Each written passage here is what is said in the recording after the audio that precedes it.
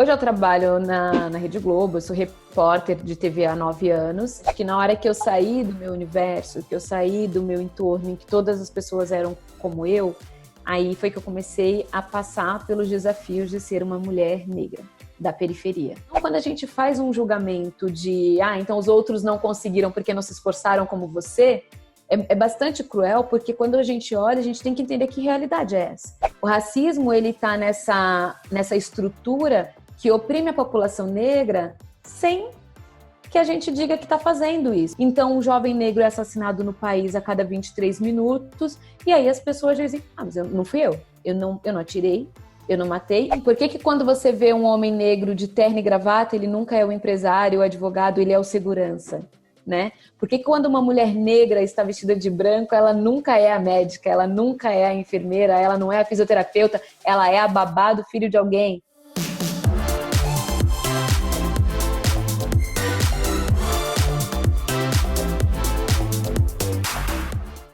Oi, gente, delícia estar aqui mais uma vez com o nosso jeito de ser e eu trazendo um assunto que tem me feito refletir muito essas semanas. Alguma coisa mudou dentro de mim, embora nada tenha mudado aí fora. Muitas manifestações contra o racismo, muitos assassinatos, mortes de pretos. Isso é uma coisa que já acontece há muito tempo. Mas o que mudou em mim? Mudou em mim porque eu digo há anos, a minha vida inteira eu aprendi que a gente não deve diferenciar as pessoas por causa da cor. Eu não sou racista, eu digo isso o tempo inteiro. Mas o que adianta eu ficar dizendo que eu não sou racista? Eu tô ajudando em alguma coisa? Não tô ajudando em nada. E eu decidi que eu quero ajudar. Eu quero saber o que eu, branca, posso fazer efetivamente para ajudar nessa briga, nessa luta de séculos. Então eu convidei a Valéria Almeida, apresentadora do É de Casa, jornalista, uma querida, para me ajudar, para vir falar o ponto de vista dela de tudo isso, né? Como é que a gente faz para dar essa voz ativa para os pretos, para eles falarem o que sentem, como que a gente pode ajudar efetivamente a acabar de uma vez por todas com esse preconceito. Antes, curte, se inscreve, comenta, faz aquela coisa toda que eu preciso, que eu peço tanto, gente. E agora vamos lá. Oi, Valéria, bem-vinda, obrigada por você estar aqui, te agradeço muito. Eu que te agradeço pelo convite, a oportunidade. Na verdade, assim, o meu objetivo hoje é pedir ajuda, saber como que nós, né, assim, nós brancos podemos ajudar nessa tarefa árdua de acabar com esse preconceito. Só que antes, eu queria falar de você, né? Porque você assistiu uma live outro dia sua, e aí foi que eu te conheci mesmo. História de luta, de vitória, enfim, porque não foi fácil. Eu queria que você contasse um pouco dessa história, como o preconceito veio permeando essa história da sua vida até hoje, né? Hoje eu trabalho na Rede Globo, eu sou repórter de TV há 9 anos e me formei em 2006, então antes passei por assessoria de imprensa, trabalhei como fotógrafa também numa revista por 4 anos, até chegar na TV. Mas eu nasci, cresci numa periferia, fui filha de um homem que só pôde estudar até a 7ª série, precisou parar para poder trabalhar e sustentar os irmãos. E de uma mãe que estudou o ensino médio, prestou um concurso, tinha um trabalho tranquilo e eu tinha uma vida de uma menina negra na periferia com pai e mãe até os meus 10 anos. Com 10 anos, a minha mãe morreu. Minha mãe morreu com 33 anos. E o meu pai só tinha 35. E ele não aguentou a situação. E eu fui criada, eu e meu irmão, eu tinha 10, meu irmão tinha 6, nós fomos criados pelos meus avós maternos. O meu avô não sabia ler nem escrever e minha avó tinha estudado só o Mobral, que ela falava que era como a 4ª série, e ela dizia sempre, filha, você precisa estudar a partir do ano que vem, porque eu estava na 4ª série. Ela falava, eu não vou conseguir te ajudar porque eu não sei fazer aquelas contas com vários números.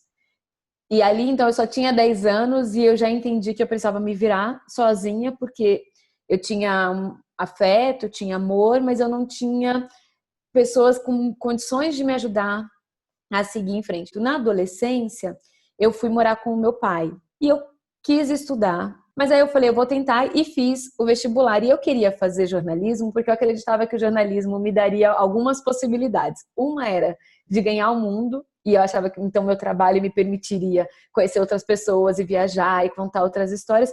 E eu também queria contar histórias de pessoas como eu, porque eu nasci decrescida numa periferia, eu só via minhas histórias no jornal quando era para falar de crime.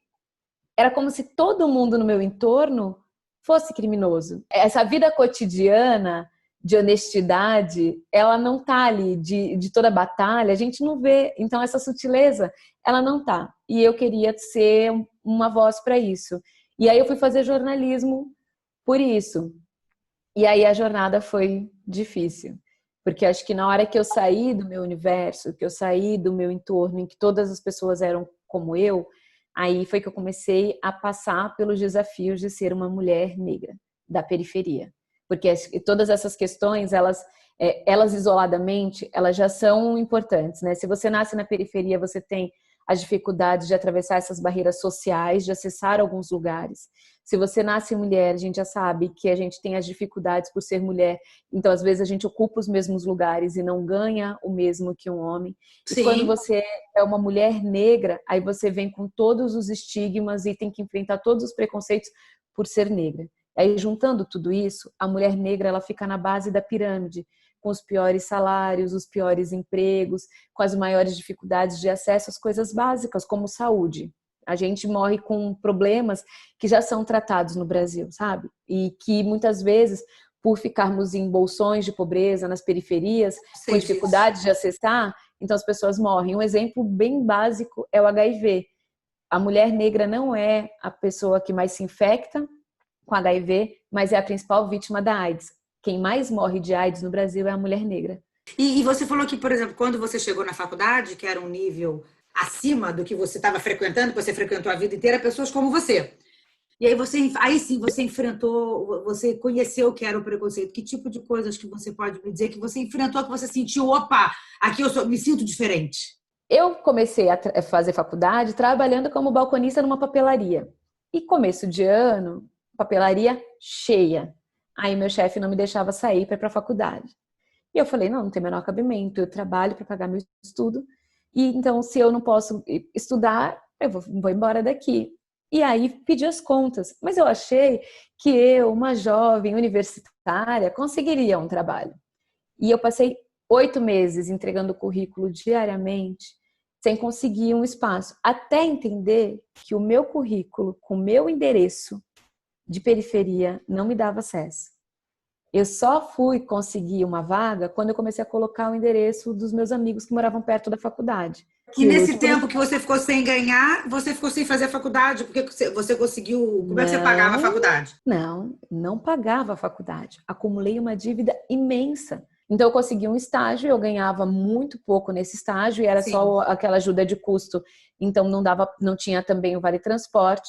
Então eu passei um período em que eu ia para a faculdade de manhã. Aliás, eu ia para o estágio de manhã e aí do estágio eu ia andando até a faculdade sem comer. Passava o dia sem comer. E aí chegava lá, ficava bebendo água para passar a fome. Então eu fazia isso. Até o dia que eu conversei com uma pessoa que era, e eu não sabia, ele era diretor de um albergue para pessoas em situação de rua. E aí ele falou, não, então de barriga vazia você não fica mais.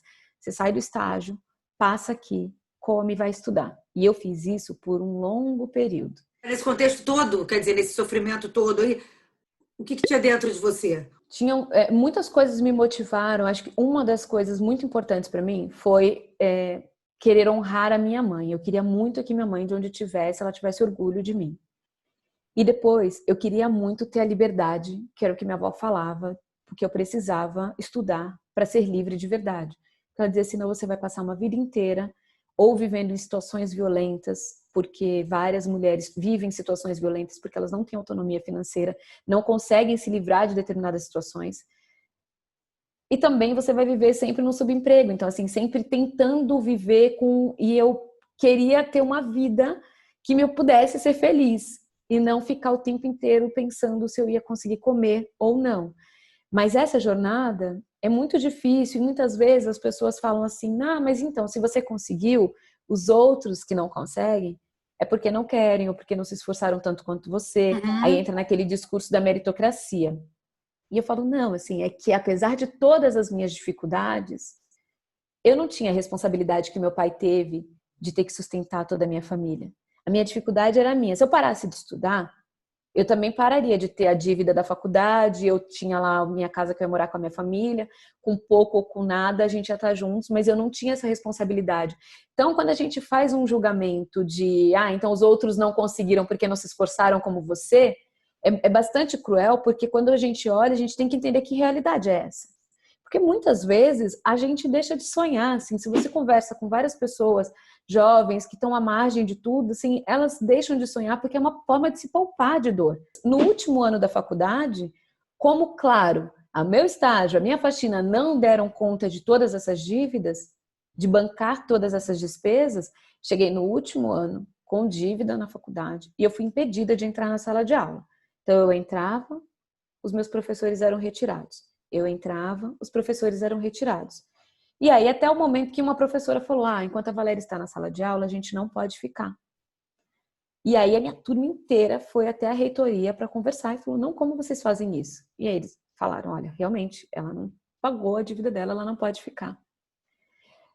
E aí, eu saí da faculdade, faltando só 6 meses para me formar. Passei 2 anos fora, trabalhando, para poder pagar o que eu devia, e aí voltei 2 anos depois e me formei. E aí eu te pergunto, né? Precisa, todo jovem negro que quer estudar, quer ter uma formação, precisa passar por tudo isso?